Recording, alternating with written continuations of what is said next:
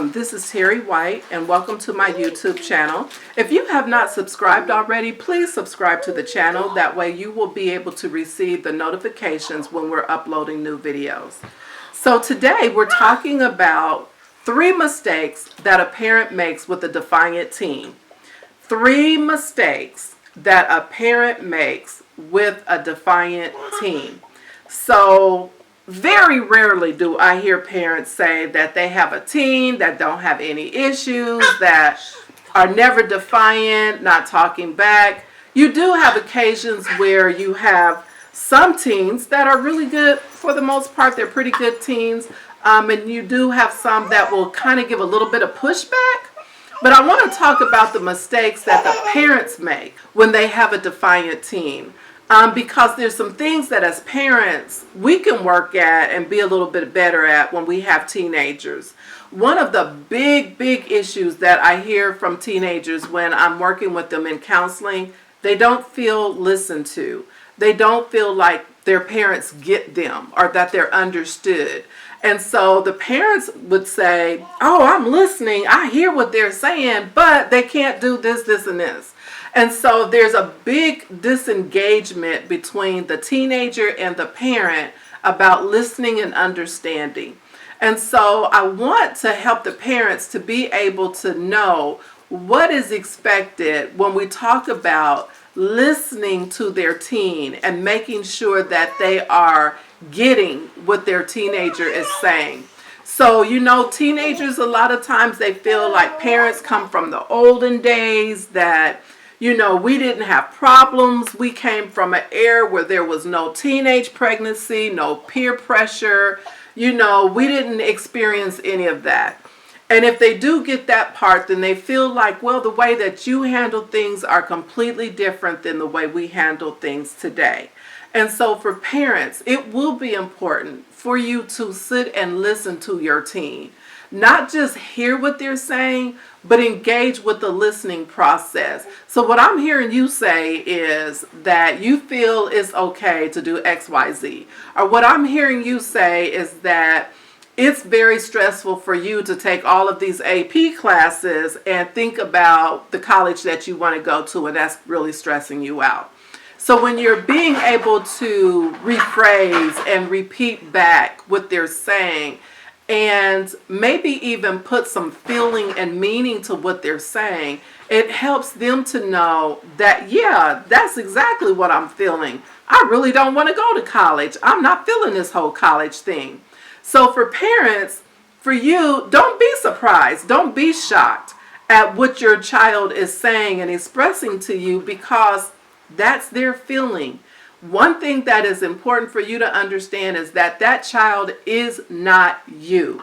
Yes, they came from you, but that child is not you. So the experiences that they're having, the emotions that they're experiencing, they're not going to be the same as the ones that you've experienced when you were growing up. Okay. Second mistake, punishing too soon. So when I'm talking about punishing too soon is child comes in late from curfew and immediately you put them on a punishment. Because you came in late, give me your car keys, and you can't drive for a whole 2 months or 3 months. And the reason why that's considered punishing too soon is because you haven't had a chance to process what you're really feeling, and you're punishing them based on your emotions right now.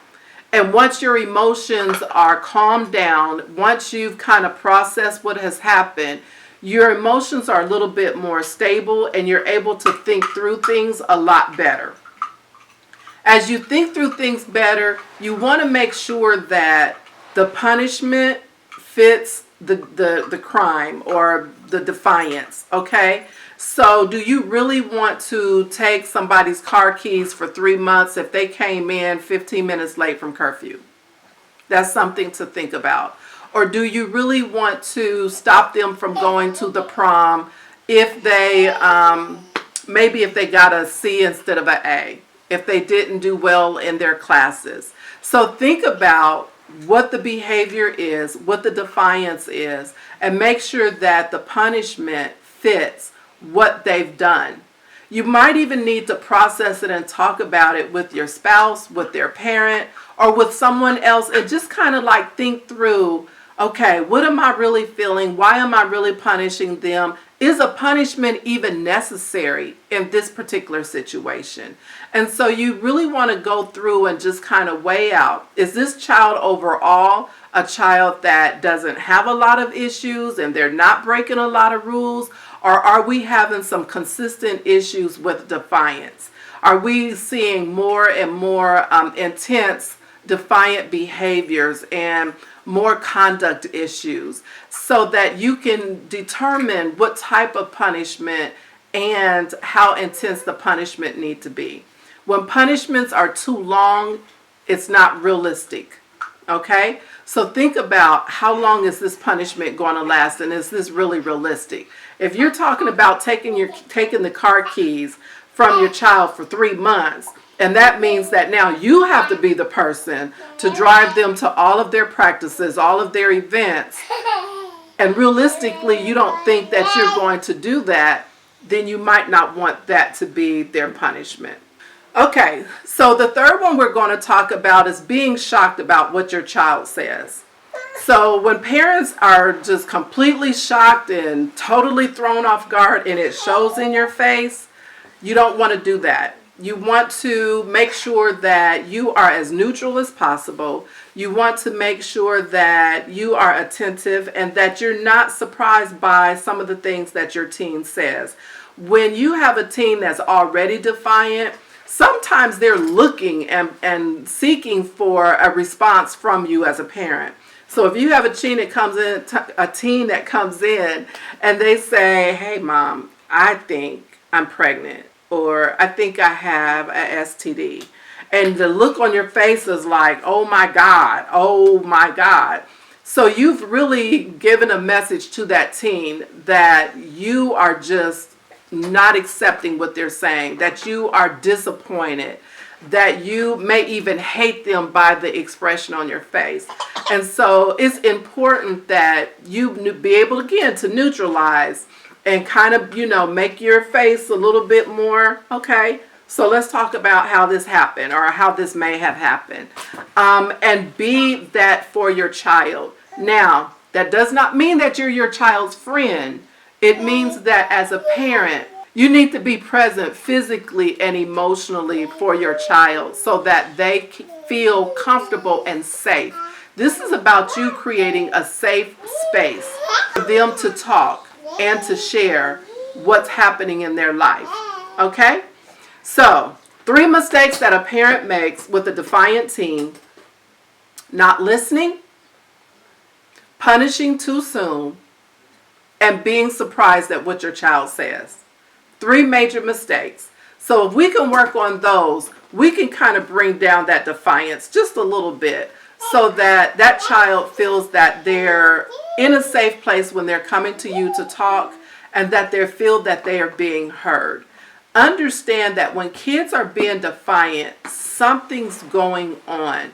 It's not what's happening that they're showing you. There's something else much deeper underneath the surface that's happening that you need to get to the bottom of. And that child is not going to disclose to you, and they're not going to feel safe to you if you've presented to them that you're not a safe person for them to go to.